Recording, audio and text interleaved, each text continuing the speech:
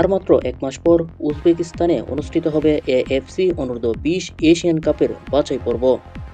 এই টুর্নামেন্টের স্কোয়াডে বাড়তি চমক ও শক্তি হিসেবে 5 প্রবাসী বাংলাদেশি ফুটবলারকে যুক্ত করার সিদ্ধান্ত নিয়েছে বাংলাদেশ ফুটবল ফেডারেশন বাফুফে।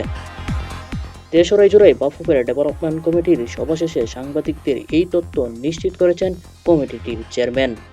তিনি জানান, ইংল্যান্ড, অস্ট্রেলিয়া ও যুক্তরাষ্ট্র থেকে আসা এই তরুণেরাই এরই মধ্যেই দেশে এসে দলের সঙ্গে যোগ দিয়েছেন। যশোরের শামসুল হুদা ফুটবল একাডেমিতে চলছে অনূর্ধ্ব-20 দলের আবাসিক ক্যাম্প। সেখানে দেশি ফুটবলারদের সঙ্গে দারুণভাবে মানিয়ে নিয়েছে প্রবাসীরা। বাছাই পর্বের মূল লড়াইয়ে নামার আগে নিজেদের জ্বালিয়ে নিতে এরই মধ্যেই বাংলাদেশ সেনাবাহিনী দলের সঙ্গে 2টি প্রস্তুতি ম্যাচ খেলেছে তরুণেরা। সেখানে ফুটবলারদের পারফরম্যান্সে সন্তুষ্ট বাফুফে। প্রাথমিকভাবে 43 ফুটবলার নিয়ে এই ক্যাম্প শুরু হলেও এএফসির মিশনের জন্য চূড়ান্তভাবে 23 জনের স্কোয়াড ঘোষণা করা হবে। বিদেশি কোচ, ফিটনেস কোচ ও গোলকিপিং কোচের পাশাপাশি দেশি সাপোর্ট স্টাফদের নিয়ে পুরো দমে চলছে এই প্রস্তুতি।